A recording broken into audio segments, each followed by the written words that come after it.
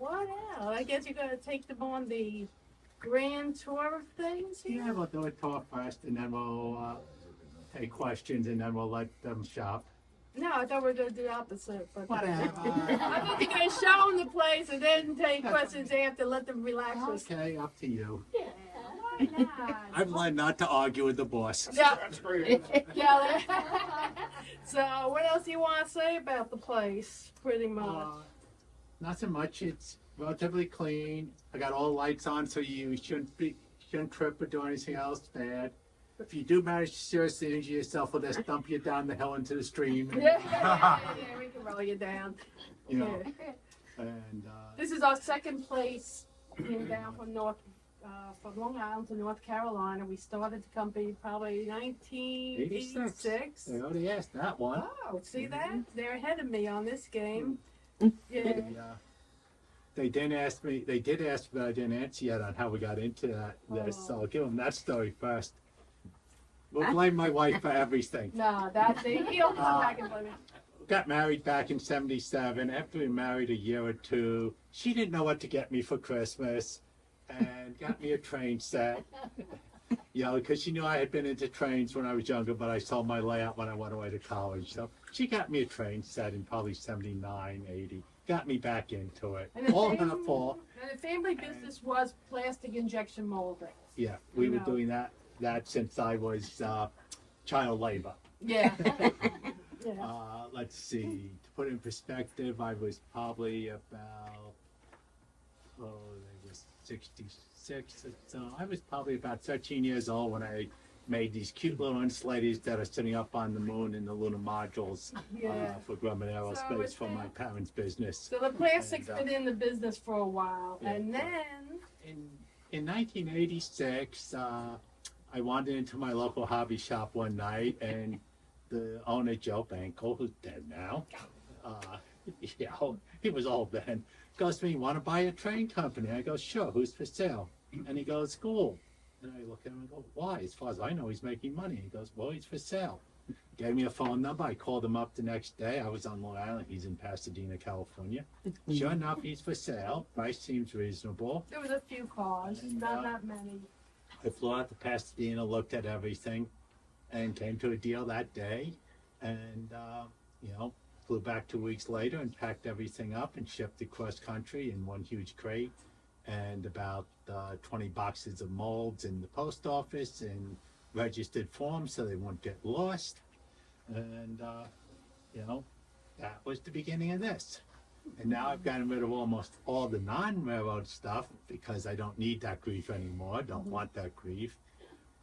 To put in perspective, in New York, we had a 100,000 square foot facility with 100 plus employees running 24/7. Shut it down very late 90s, and because it became basically unprofitable to operate. My parents needed to retire. Couldn't stand working with my brother, and so we shut it down. The reason it became unprofitable was because it was in New York. At the time when I shut it down, I was running a law and lighting bill, which was owned by the government, of over $50,000 a month. I had run it through Duke's Power calculator down here, trying to convince my family that they needed to move, and it would have been $18,000 a month. Now I don't know about you, but I can support a lot of people on $32,000 a month, and not to mention property taxes, freight problems. Back in those days, I would buy bulk rail cars of polyethylene from Ashland Chemical, and it came from the DuPont plant in Canada, so they were already north of New York City, so they didn't even have to detour to get across the Hudson onto Long Island. Well, Ashland Chemical refused to put a rail car onto Long Island for any reason, because it would get lost for 30 days minimum before they got access to it. Yeah. So they would park this bulk rail car in New Jersey. I didn't have a sign. I used break bulk on Long Island when I needed it. They would park it in Patterson, New Jersey, and send 4 bulk trucks through New York City, paying $150 of tolls on each truck and all, because that was cheaper and less hassle to them than to try and get it onto Long Island. Then, So your daughter went to school down here Yeah. first, to Elon, and we came down and it was like, this reminded me of Long Island, like how Used to nice be. Long Island, how it used to be. We were potato farms over there.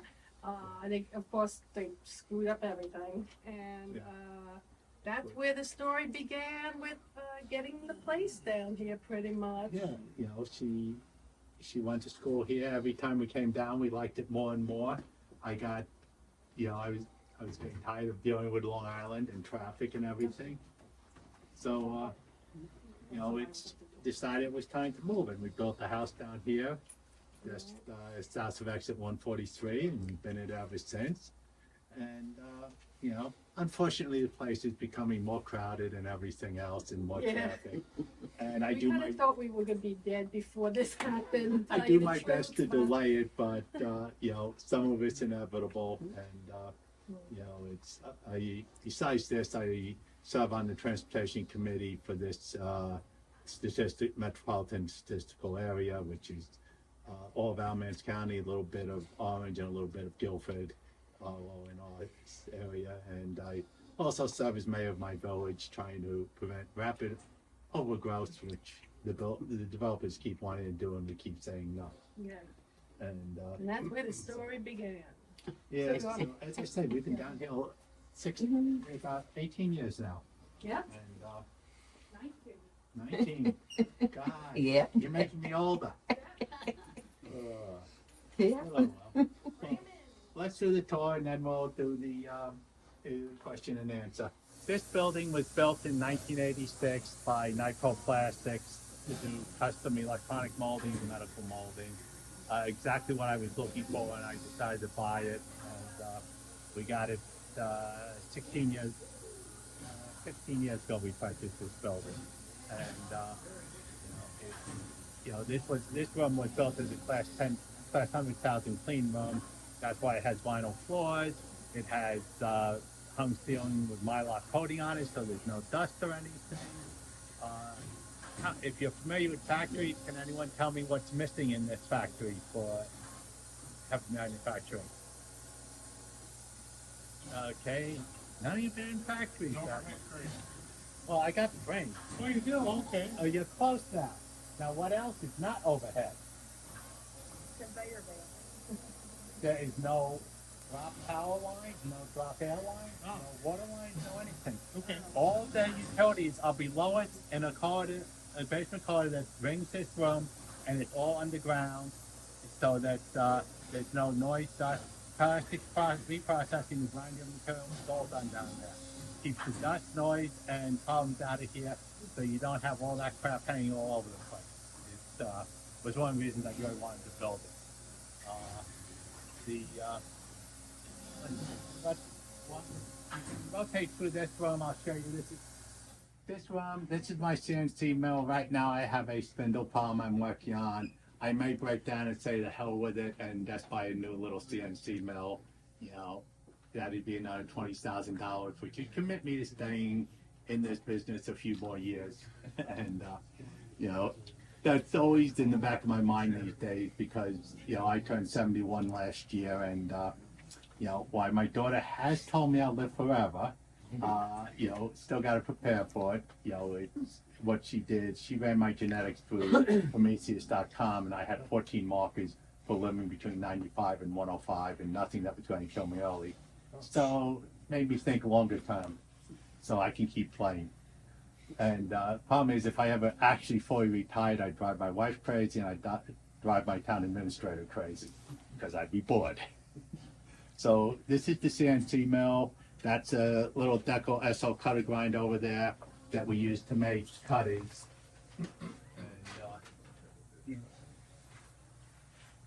this is an example of a cutter. I don't know if you can see the end on that, but this is solid tungsten carbide. We grind that with a diamond cup wheel.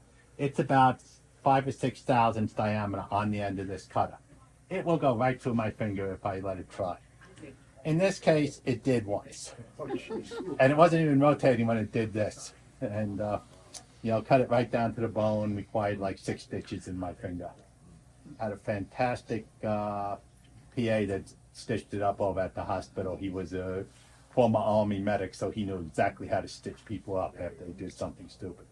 But yeah, these cutters are ground there out of blanks, and you know, it will, that's how we cut the detail level. You know, a conventional. Yeah, okay. Here's a conventional milling cutter. That's 3/8 of an inch diameter that you use for, you know, cutting down surfaces or cutting slots or something. But, you know, a little bit of difference there. And, What RPM are you doing? normally, between 5 and 10,000. And, not on the 3/8, I'm doing 2,000 tops on the 3/8. And, More like a router. yeah, except that's a 4-flue cutter. There's 4 sides on that cutter that I grind. And, you know, and then there's things like the microscopes, I can see what it is when I need to. We have toys like, this is an ultrasonic polisher.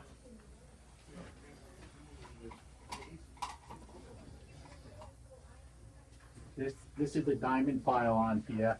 This is a piece of hardened steel or something. You can hear it working, but I can cut a notch, polish a notch in to the hardened steel in virtually no time with that. And polishing is one of the worst parts of building a tool. And that's what all this stuff is, all the different size stones, various polishing compounds. I have diamond compounds. But my favorite things are, this looks like a mechanical pencil, but that's actually a 1/2 millimeter sapphire stone in there that that I can get down into grooves with and everything. And it's a long glass fiber reinforced so it doesn't break when I sit there doing this. You know, they come in cute little packages. You know, that's the way they come. You get to keep wearing them out. And, you know, these things are like $20 a piece, but they do such a fantastic job. That, you know, you got no choice but to use them. I remember when they first came out, how much we loved them. And, you know, and then there's, you know, like these stones for doing glues. These are, again, fiber reinforced stone that I can take the diamond and polish the end down to a very narrow groove, and these polish very well. And, you know, What's that, so the plastic comes out of the mold? yeah. You know, if you don't polish, it sticks and bends and does all this other stuff.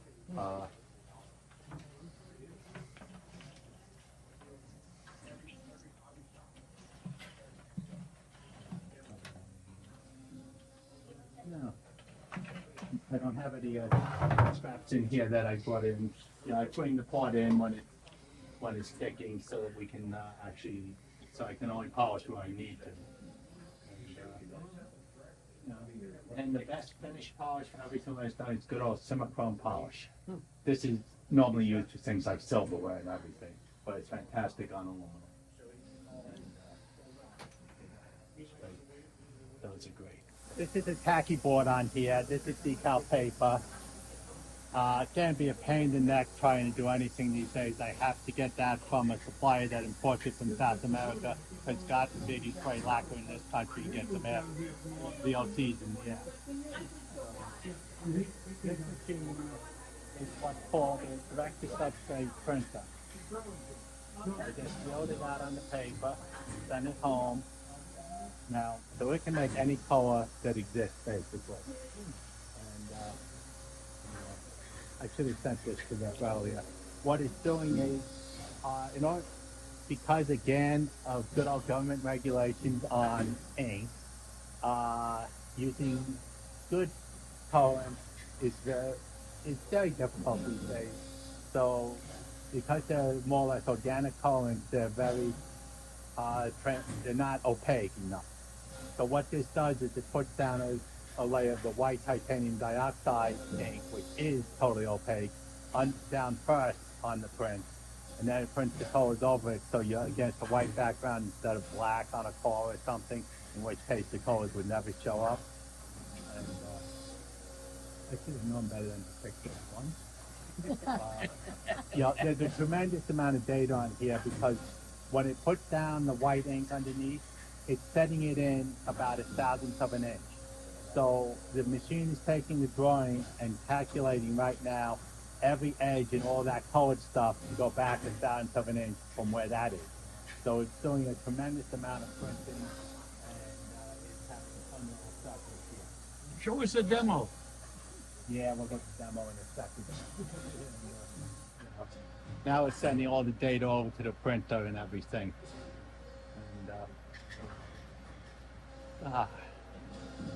And by the way, on the leading edge here is a UV light that sets the ink as it's put down, so it doesn't smear. And this is working at 2160 dots per inch. And you know, we'll come back. You know, it'll just keep going back and forth. It takes about 10 or 15 minutes to completely print the sheet.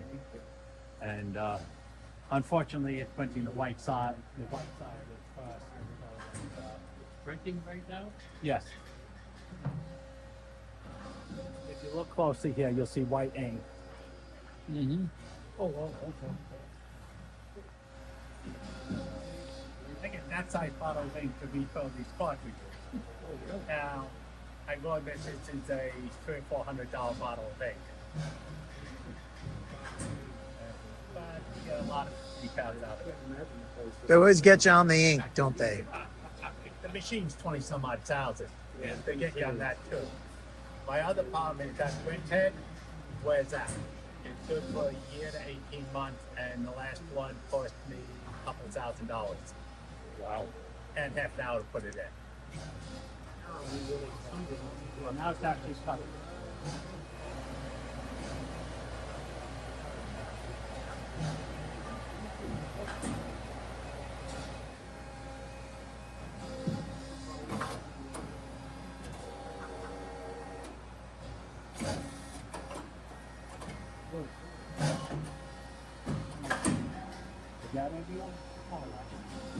Okay. As you're probably realizing by now, I like machines that run automatically. You know, this would sit here and run all day. It's making a K break every 13.7 seconds. One of the K breaks. What we're doing.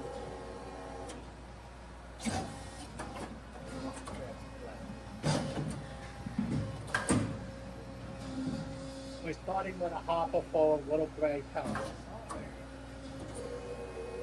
This is why I buy the plastic. It comes in 1,500-pound boxes. I get a pre-compounded because I don't want to handle colors. They're dusty and messy, or else I'm going to call it concentration. But what happens is the machine is making those pellets, feeding down in here. This is a heated steel barrel about 3 inches in diameter, with about 3,000 to 4,000 watts of heat on it. And there's a 1-inch diameter auger screw inside the barrel. And right now, I'll start the cycle. We'll go and explain each quarter. Okay, now the mold is closing. That mold is now locked up with 20 tons of force. It moves down, rams the plastic in, holds it so that you don't get sinks in the pot. Comes up, you hear that whir, that's the auger screw recoil with plastic. So now it's ramming it in, waiting, waiting. Now it's done holding the pressure. We refill to the next shot, opens up, takes the pot out. And you know, this will sit there and do this all day and all night if I wanted to. And, and we still got to package the stuff and put it all. But on this side, I'm the only one over here. And and again, what these are, you know, this is what's called vertical injection because it's coming in. And here's the part that's actually being produced. Okay, great split. This is where the plastic comes in.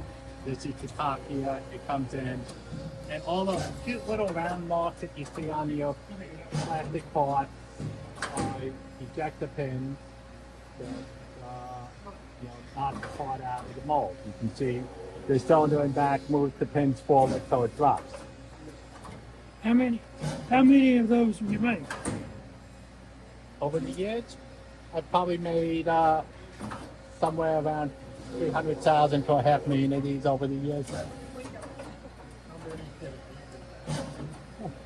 Okay. I'm making one every 13 seconds, 13.7, so about 400, 240 an hour. 250 or so.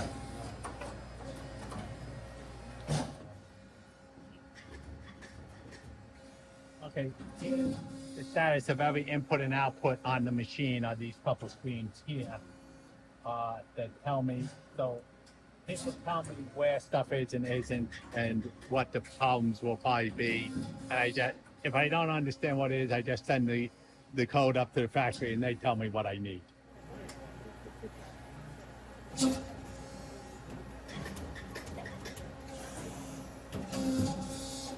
These other molds opened up for, that's the hand car shed and some of the other stuff. And then you get into slightly bigger molds. This is one of the few commercial jobs I still do are these molds. This makes a polycarbonate part for a Venetian blind safety system, so your little darlings can't strangle themselves in the blind. So that mold is about 1,000 pounds, give or take, which is why we have bridge cranes. And you know, but when Nyko built this building, they had more money than God, and as you can see by the way this room was built and everything. But there's something on this crane that I had never seen before in my life before I put the building. That's this third button. It's got down, and it's got this one. 10/7 of an inch down. So you can price it exactly where you want it in the machine. Every time you press it, it moves it 10/7 of an inch. I had never seen that before. I hate to think of what it cost on the crane. While we're here, this is an example of the way plastic comes. This is a clear polycarbonate. It comes 1,500 pounds in a box. And, you know, so this box is a little over $3,000. This is extra space. This is one of my toy rooms here. I've got a great foot metal, a very good surface grinder when I need to work on tools. This way, when I get steel chips, they're back here and nowhere near the plastic or the clean room. And the grinders, the drill press, and arbor press, you know, toys. And you know, a lot of stuff that you know, it's just accumulated over the years. This machine you were looking at is a sifter. It takes the plastic and vibrates it and takes all the dust out of it because the dust will cause splay, which are white marks and burn marks in the plastic from gas, and but it degrades when it heats. This is Delrin that we use to make the trucks, and this is the reground scrap that we then have to take the dust out of. And it's just, if you don't do it, you get more problems and weak parts and on is, you know. At one time up in New York, I was running 1% of all Delrin that DuPont sold in North America, went through my facility. Wow. So yeah, I know how to run this stuff, and I use a bag of it every so often now on trucks. So I used to buy truckloads of it. And so this is just a vibrator, vibratory feeder, and there's a screen in here that all the dust drops through as it goes over it. And, it's little things. And this is just another junk storage area over here with my woodworking stuff for when I get to woodworking. I got a good table saw, an already arm saw, a good belt sand, a little band saw, toys.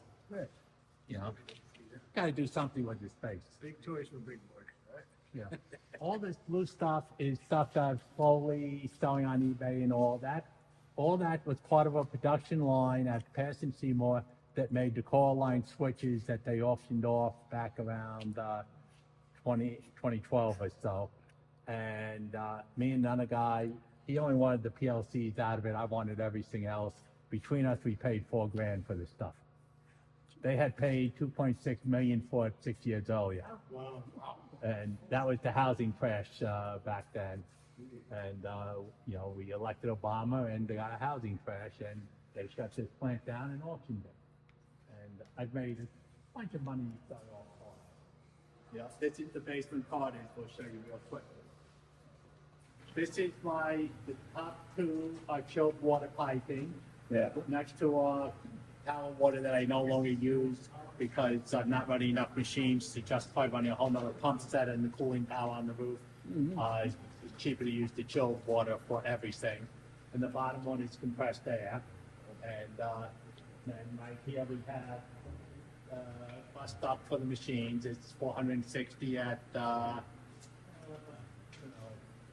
600 or 1,000 amps. 1,000 amps, wow. Yeah. Well, there's two of these conduits for each phase coming over. And, and this goes back under my showroom, my main mechanical room. I'll show you in a minute. This is one of the reasons that I said Nitro, when they built this building, had more money than God. This, by the time they poured the floor here, they were into $1 million in '86.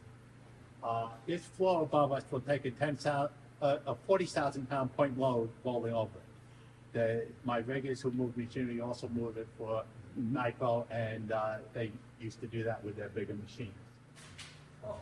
These are 4-inch PVC pipe that goes back into the warehouse, so that they used to bring a 2-inch vacuum line through their corrugated vinyl, and then they go across this hall to the other side.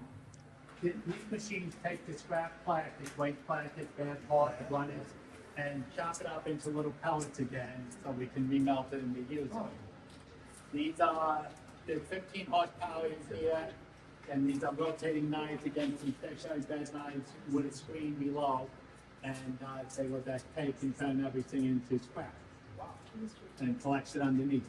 These are all operational. Most of them. Yeah. The nice thing about having all the water pipes and all down here is there's 4 drains here tied into Burlington City sewage. So if I get a water leak, I really don't care. I care, but I'm not making boxes wet. I'm not making parts wet or anything. You know, it's down here on a concrete floor, and it goes into the drains that are every 20 or 30 feet. What do you foresee as the future of this center? Piece of crap out of me. If I run the place in 10 or 20 years, what I do with it then, I'm not sure. If I can find someone to buy it, if not, some medical manufacturer will buy it. This area is becoming medical intensive again. The Stericycle out of California is building a huge plant, literally 300 yards down the road for sterilization of medical product. And they actually own the land around the back of this, and they dedicated that to non-development. Having served in government, I know how much that means. This one is my main utilities, main power, chilled water tank, power water tank, 150-ton chiller I do not run. There's a 30-ton overhead, and there's a 30-ton outside. Between the two of them, I don't need to make do because Rich's that thing makes them. But you know, there's a whole wall panel there, all the pumps and everything, and the corridor runs right underneath us over to here, so the piping goes down into it. And again, it's a lot easier to work there than 20 feet up on the ceiling. Absolutely. Stuff like this is the 6-pack kit boxes. Obviously, they take a ton of space. They come from Tichy. You know, used to have a box maker here in Burlington, but a few years back, they got sold to someone else, and then sold them to someone else, and someone else decided they weren't going to do setup boxes, and just shut the plant down, wouldn't even let the workers buy it. So I had to find a new place to get boxes. But, you know, each one of these boxes only holds 20 of the 6-pack boxes, so obviously space. But if you look up here, you can see that room was built as a clean room, and you're looking at a tremendous amount of airflow and everything else available. There's 2 air handles up there that are 30 horsepower each. That room was positive pressure, and it has HEPA filters on this and everything. I have toned them down to 5 horsepower. That's the 2 controls on either side of the panel. They're frequency drives for the 30 horsepower motor. I put them in, so I'm only running right now about 5 horsepower. I'm running them at 18 hertz instead of 60. So I have no desire to overpressurize the room, which is what they did. As you can see by all this ductwork, it serves that room, and the ductwork on the other side they serve.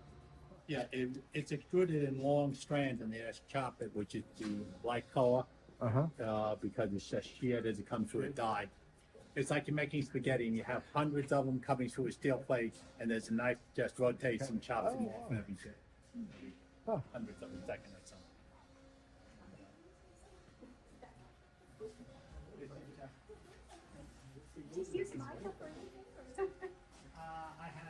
couple baby sapping petals in there that I got to about that big and let them go. Oh, They were the run to the litter that every year or so I get a hatching group of about 50 or 60 in the parking lot, and these two were still there in the middle of the thing, baking in the sun on the parking lot at noon. So I got so yeah, a couple years they got quite big. As an idea, all these boxes here have a different part in them in bulk. Most of these are windows and doors that I sell to other manufacturers and stuff. All the stuff on that wall are the various hang tag part packages. Each drawer is a different part that, different part number. And then this is more of the windows and doors and other parts. These shelves are all print part. I have a ton of inventory because, if I run a lot of parts, if I run 4 hours on the machine, I'll have enough for 2 years. So, it takes space. Some parts I run every few months, but a lot of the weird parts, not that often. The top cabinets there are glazing for O-scale stuff. The HO glazing is all little drawers over there for the windows. If I don't organize it, I'll never find anything. So everything gets a home sooner or later. So what do you make that's O-scale? Some doors and windows, stove steps, grab irons, and signs. And those go to Lionel and the other manufacturers? No, most of them are sold direct to people who are building narrow gauge O-scale layouts and stuff these days. Oh, okay. So direct to consumer. Yeah, over half what I sell these days is direct to consumer. And, it's, people like Walters are getting to the point where they'll drive the consumers in stores crazy because they don't stock anything anymore. And they don't stock very much in depth at all. I had a person approach me at a national show some years back complaining that I had all these water columns on my rack and I wasn't shipping them to Walters. And I go, what do you mean, Walters? I have nothing on back order with them. And he goes, well, Walters, I want 10 of them, and Walters never has them for me. And I go, well, yeah, that's because Walters only orders them 5 or 6 at a time, tops. So you say no back orders on this thing, and they won't give you it to you. So, unless you back order it, they won't order it for you and go above the stock level of 6. So, I've had that problem with them. They used to order onesies and twosies, but I cornered the purchasing manager, Bob Sketty, years ago at one of the Wisconsin, Milwaukee Train Fest shows. And he agreed to order a minimum of 3 of a line item if he was going to actually place the order. Instead of, they were ordering one of a $2 item, and they'd order it every 2 weeks, which was the really crazy part, And I did not see how they could afford to write a PO for $2. It's not a big PO, but a line item for $2, receive it, check it off, have the guy put it in the bin, and send it up. It's just, they're only making about 25% of the selling price is their cut, and the store gets 40, and I get a lousy 45 cents on the dollar going through Walters. Going through direct, I get a lot more of the money, and I have one store that literally they're in the Midwest in Iowa, and they buy anywhere from $200 to $500 a week from me every week. They used to buy it from Walters, but they couldn't get everything from Walters ever, so they started buying it direct. And and now they get a 99% fill rate. Do they come to you and say, I need this part, can you custom make this for me? No, people do that, but no, this is a story. They came to me and said, we're selling your stuff, we keep getting back orders from Walters. Is there any way you can sell us direct? And I said, sure. 43% off and free freight at your levels. So, they've been buying direct for about 3 or 4 years now. I don't mind supporting stores that actually want to sell stuff. Good for you. how often do you make a new product? I haven't made anything significantly new this past year because I've been distracted with too much other stuff. Do you personally do the machining? Yeah. Okay. I do the final machining, cavities and all. I have the insert blocks and everything made on the outside. If it requires EDM work, I have a friend up in Rockingham County do it. It's, but any cavity work I do myself usually. Okay. Like when I did the M-scale chimneys, he EDM brickwork for me because at that time I didn't have a laser that could do it. So, How long does it take you to produce a new product? a new window or door, I can literally do it in 2 to 3 days if I want to in my spare time. Really? Yeah. Ooh. And, Okay. it's just but as I say, I need a new CNC mill. I gotta fix that one, and I'm pending toward ordering a new one after these shows. And, next weekend I'm doing Springfield, and the weekend after I'm suffering up in Baltimore at the GMTS show in Ammonia Fest. Any questions before we go get coffee and stuff? On behalf of all of us, we'd like to give you a little present. Thank you so much. That is a book on the Greensboro Depot that was done by This one. NRHS chapter. So thank you so much. I have a bunch of You're books. but I speaking don't to the have- author. That's him. You out? He signed it. We really appreciate you opening up your facility for Yeah. us today. Thank you so much. Yeah. Thank you.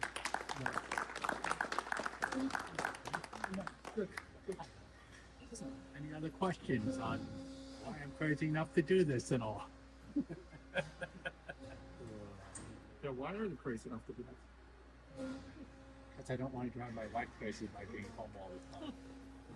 When you do come up with a new product, I mean, how do you decide, hey, we need this, or somebody needs this? Windows and doors are usually selected because one of my manufacturing customers will say, please do this, I want to bring out a model of this station, I need this window.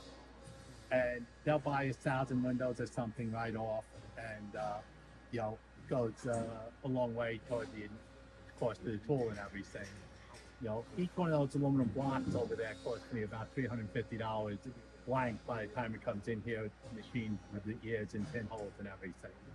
So, if he's buying 1,000 screws at 40 cents each, he's got $400 that I get out of him. Pays for the mud insert, and my time is my time. I got it here anyway, so I'd rather do something that I get $400 in the first week and then put it out to distributors. Would you ever see anything and say, hey, I'd like to make a kit? Yeah, I've done that on a lot of stuff. Things like that little one, my little one-room schoolhouse that I did, one of the last new things I did. It's actually the old black schoolhouse for Alamance County that is perfectly preserved up north on 62, north of Glencoe Mill. The same thing, the little water tank I do, that's up in Glencoe Mill Village. It's an old turn of the century Mill Village water tank that's been restored and still standing. I even got to climb on it. The museum director initially said I couldn't, but changed her mind. Well, she didn't change her mind, but she told me that she'd be in the back office for the next couple hours if I made this $300 donation. So I got to climb.